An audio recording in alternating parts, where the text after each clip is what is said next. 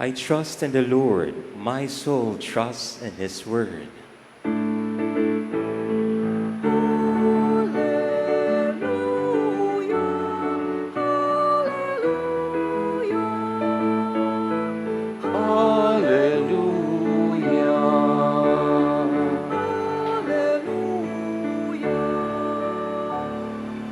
The Lord be with you. And with your spirit. The proclamation of the Holy Gospel according to Matthew. Glory to you, O Lord. As Jesus got into a boat, his disciples followed him.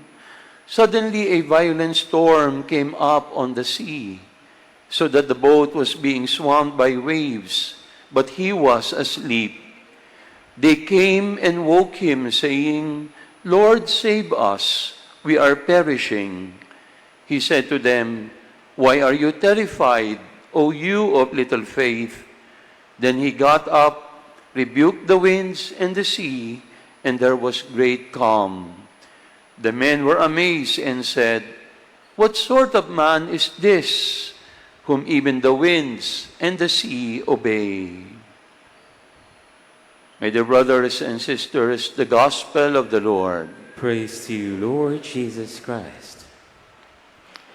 Good afternoon po sa lahat. Good afternoon, Father.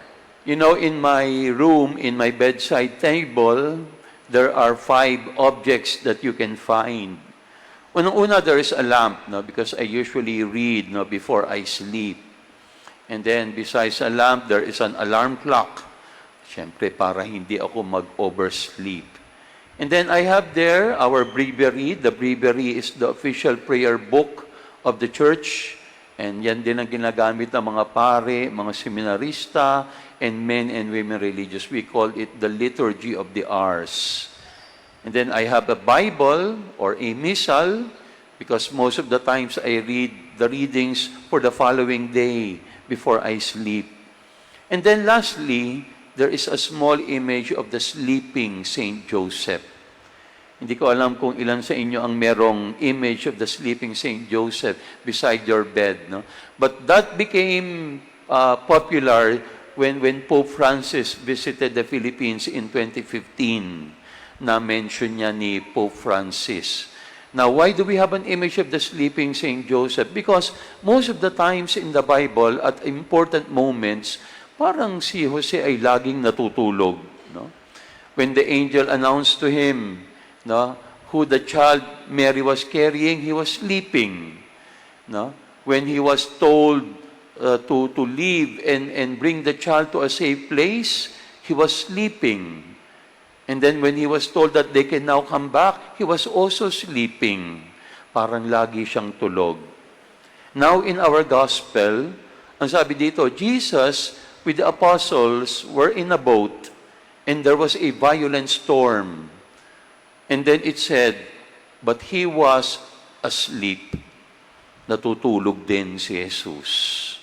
Alam niyo, nung nabasa ko to, sabi ko, aba, may pinagmanahan pala talaga si Jesus. No? Like father, like son. No? Pero what does this sleep tell us? Ano ba tong tulog na ito na tinutukoy ng ating ebanghelyo? You know, what came to mind is Psalm 127. Ang sabi ng 127 verses 1 to 2, "If the Lord does not build the house, in vain do the builders labor. If the watchman does not keep vigil, if the Lord does not watch over the city, in vain does the watchman keep vigil." And then the second part says, "In vain is your earlier rising and your going later to rest. You who toil for the bread you eat, while He pours gifts on His beloved while they slumber." Ano bang ibig sabihin ng slumber? Natutulog. Ang sabi ng Bible, God pours gifts on His beloved while they slumber. Kahit pala natutulog tayo, patuloy pa rin tayong bibiyayaan ng Diyos. Kaya pala minsan marami ding Katoliko ang tulog kahit nasa misa na. Ay, hindi naman, no? Pero what is this sleep that the Bible says God blesses? Unang-una, it is not the sleep of the indolent. Ano ba yung indolent? Yan yung mga tamad. No? If you are indolent, you will always be sleeping. But God will not bless you in that state. It is not also the sleep of the indifferent. Sino ba yung indifferent? Yan yung mga walang pakialam. No? Kapag wala kang pakialam, ang mundo mo umiikot lang sa sarili mo, lagi ka ring tulog. Ang gusto mo lang kung ano yung convenient at masarap. God will not bless you in that state. What is the sleep that God blesses? It is the sleep of the confident. Ayun. Ano bang ibig sabihin ng confident? Those who are confident that their lives are lived according to the will of God. Kaya si Jose nakakatulog dahil alam niya yung kanyang buhay ay nasa kamay ng Diyos. That is why Jesus is fast asleep in the boat because he knows that his life is also in the hands of the Father. Mga kapatid, dadating din ang mga bagyo at unos at malalaking alon sa ating buhay. And like Joseph and like Jesus, we can also be fast asleep. But that is not the sleep of the indolent. That is not the sleep of the indifferent. It is the sleep of the confident. At paano ba tayo nagiging confident? Kapag alam natin na yung ating buhay ay isinabili na natin sa ating Panginoon. Kapag alam natin na ang ating buhay ay nasa kamay ng Panginoon.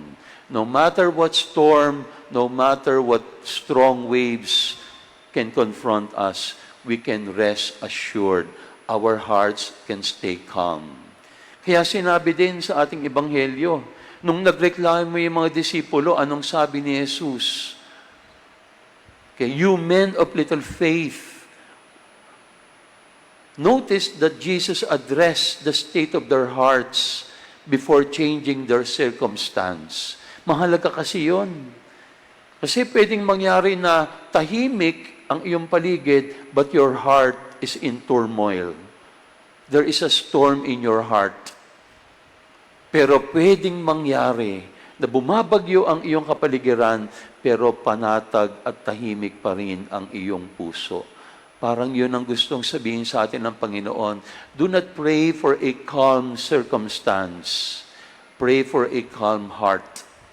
Because if your heart is calm, if your heart is confident, then whatever storms you might face, like Joseph, like Jesus, we can still stay asleep amidst the storm. Mga kapatid, sa pagpapatuloy ng ating banal na misa, yan ang biyayang hingin natin sa Panginoon. Let us not ask the Lord to deliver us from the storms and waves of life.